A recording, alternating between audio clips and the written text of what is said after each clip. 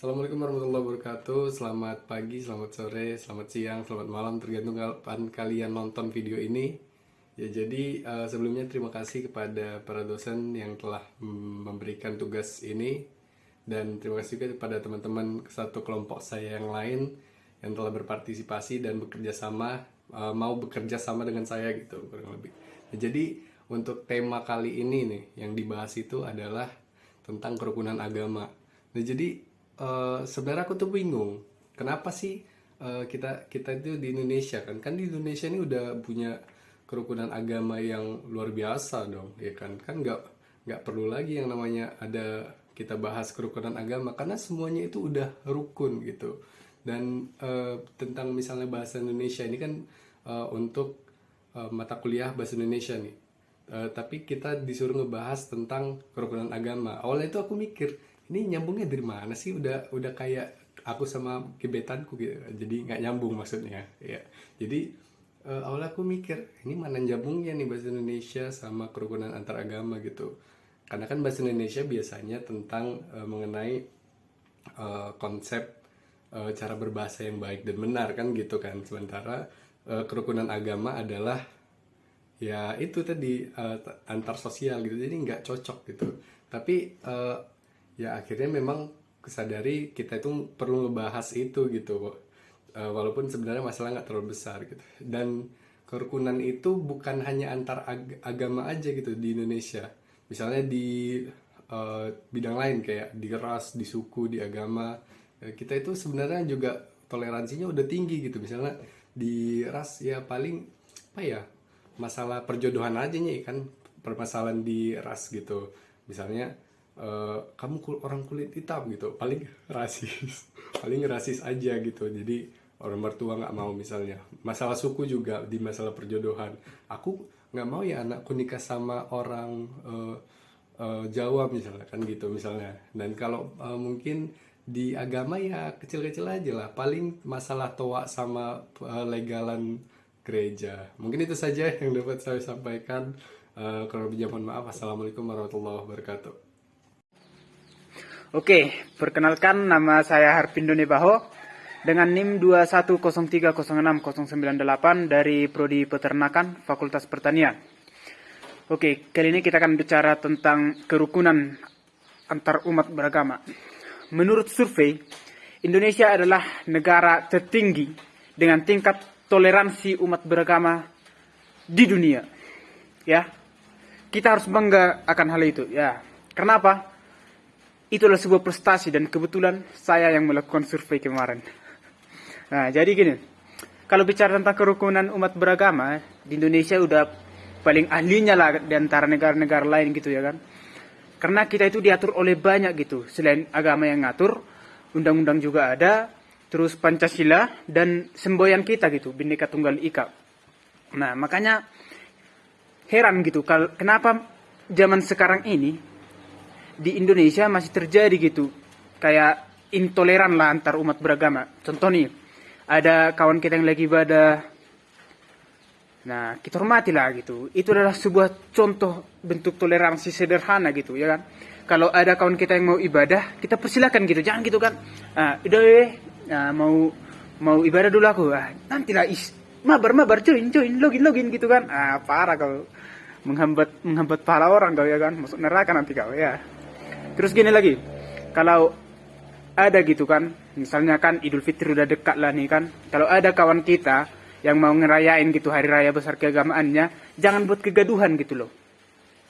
Setidaknya jangan buat kegaduhan gitu. Nggak apa-apa nggak ngucap pun nggak apa-apa lah, ya kan? Nggak ngucap pun nggak apa-apa, nggak masalah gitu. Setidaknya jangan bikin kegaduhan lah, keributan gitu kan. Udah ada gitu kan, keluarganya udah berkumpul semua di rumah kan, mau ibadah, mau silaturahmi gitu kan.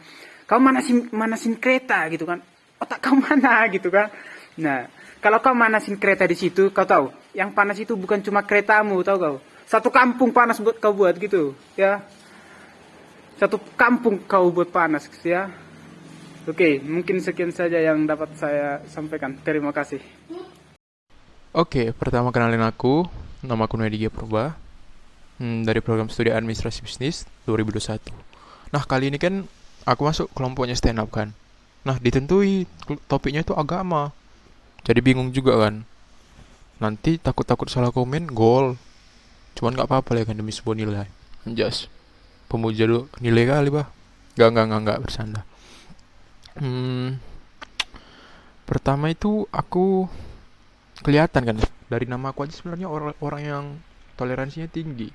Nuh, ada di dua kitab, Al-Quran sama Alkitab.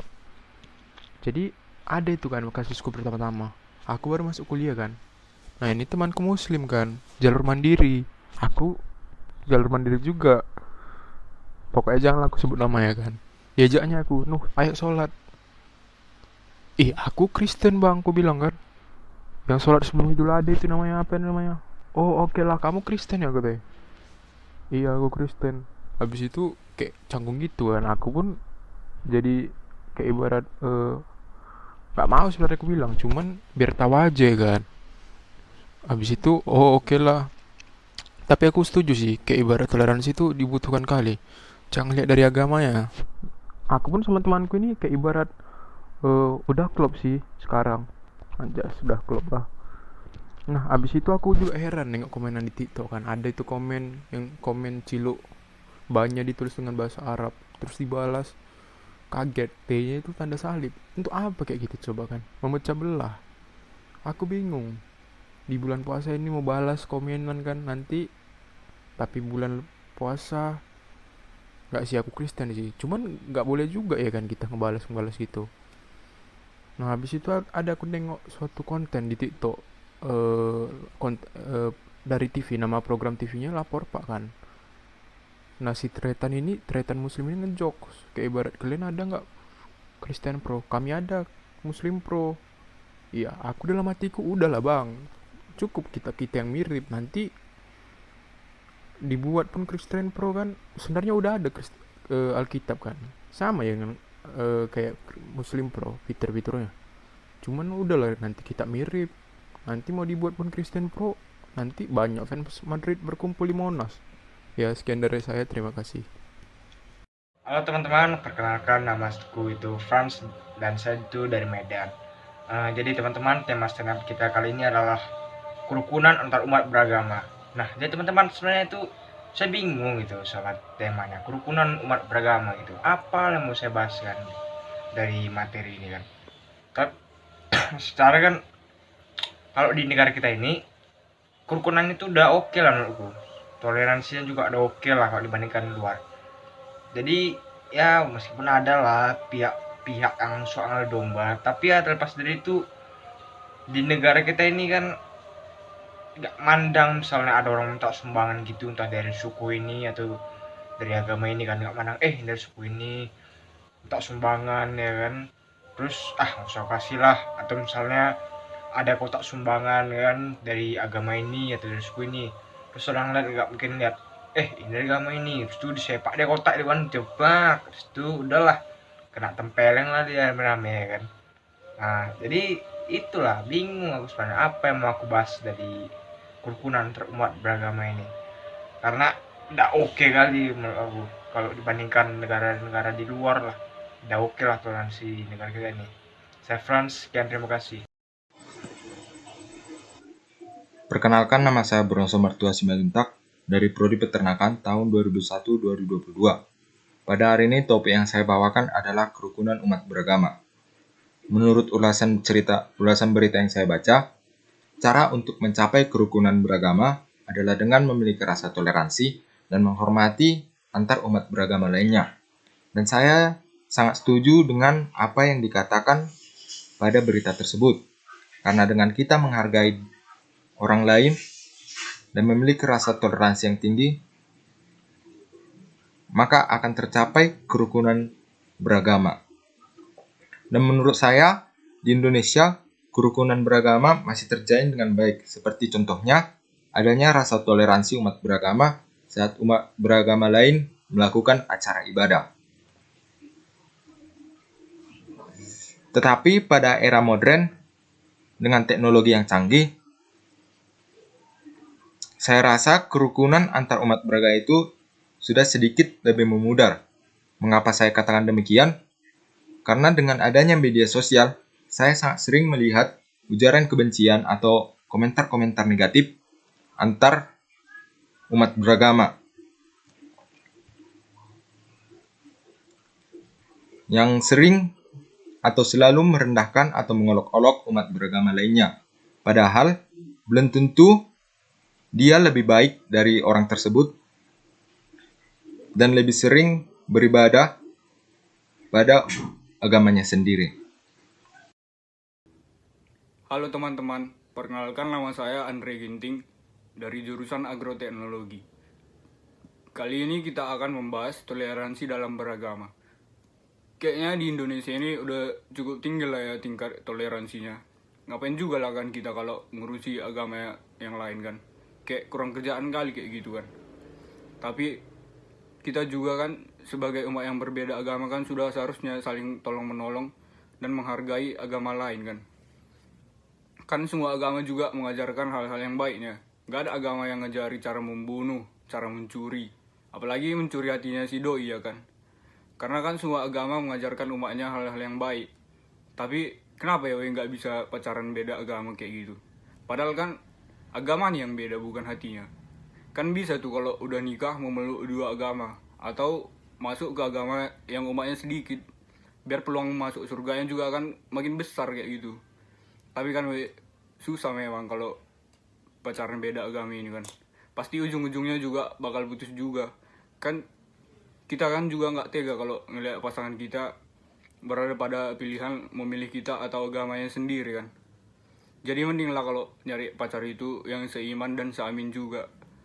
Pernah juga aku baca gitu di mana ya, tapi lupa aku. Kata-katanya bagus sekali kayak gini. Cintai agamamu tanpa membenci agamaku. Sekian dari saya, terima kasih. Baik, saya Angga Tepu. Saya akan menceritakan pengalaman saya waktu bersekolah di SD. Yang dulunya SD negeri itu yang didominasi oleh siswa dan siswi agama Muslim. Jadi nama saya itu dulu dan sampai sekarang sih masih Angga. Biasa itu kalau di nomor absen 5 paling atas lah, biasa. Paling didominasi 1-2 itu diisi kalau biasa AB, yaitu Abraham lah misalnya kan. Abraham, bapak orang percaya kalau di kami. Bisa dong sekali-sekali di kami. Kalau nanti sama yang lain lagi mungkin beda ya kan, nggak masalah. Jadi saya dulu belajar di SD kan, biasa itu ada guru yang ngajar, biasa wali kelas yang mencakup banyak pelajaran seperti matematika, IPA gitu, dan bahasa. Itu saya diajarkan dulu oleh ibu yang namanya Ibu Siti. Situ sih bagus-bagus saja saya belajar ya kan, karena ibu itu mengajarkan konsep-konsep pelajaran, satu pelajaran gitu. Dan pada suatu saat dulu pelajaran agama, biasa dong kalau kami dulu kan ya agama belum ada guru agamanya gitu, karena minoritas juga ya kan. Jadi setiap pelajaran agama kami ditanya gitu sama siswa, kamu Angga, kamu milih belajar di dalam ikut sama saudara yang lain atau milih di luar? Saya kan pikir beda gitu ya kan. Jadi saya milih otomatis di luar dong Pak gitu ya kan. Kayak mana lah siswa lebih memilih tidak belajar ya kan. Tapi setelah beberapa saat saya jadi berpikir gitu, saya ini belajar atau ngapain di sekolah gitu kan, sampai bosan dong lama kan nggak nggak belajar gitu selama pelajaran saya belajar agama sama bapak itu yang namanya Bapak Ilham. Jadi pada suatu saat itu saya ditanya, sekarang kita belajar agama, dan ditanya kepada saya balik, kamu ikut di dalam atau milih di luar? Saya penasaran gitu ya kan, gimana sih pembelajaran agama saudara yang lain gitu. Jadi saya ikut, saya milih di dalam Pak. Setelah berjalan pembelajaran, saya bingung, Bapak menerangkan di papan tulis dan menulis gitu ya kan. Dan saya memberanikan diri bertanya gitu, izin nih Pak, saya mau bertanya, kata saya. Bapak itu pun bingung, ini bukan agama yang ini tapi kok berani bertanya gitu kan. Saya tanyalah, ini Pak, Bapak kok nerangkannya nulis dari kanan ke kiri Pak gitu, sedangkan selama ini sama Bu Siti kok dari kiri ke kanan gitu. Bingung dong saya ya kan. Itulah, ternyata Bapak itu menerangkan ternyata pembelajaran agama Islam itu menulisnya dari kanan ke kiri itu memang sesuai pembelajaran dari Al-Quran. Jadi itulah pentingnya belajar agama dengan tetangga kita yang lain gitu. Jadi kita paham keberagaman agama di antara kita ini perlu kita ketahui gitu, bukan untuk dihina, dijelek-jelekkan gitu. Jadi kita itu sebagai pembelajaran apa yang kita dapat dari dia, jadi kita nggak salah untuk kedepannya gitu dong. Sekian dari saya, terima kasih.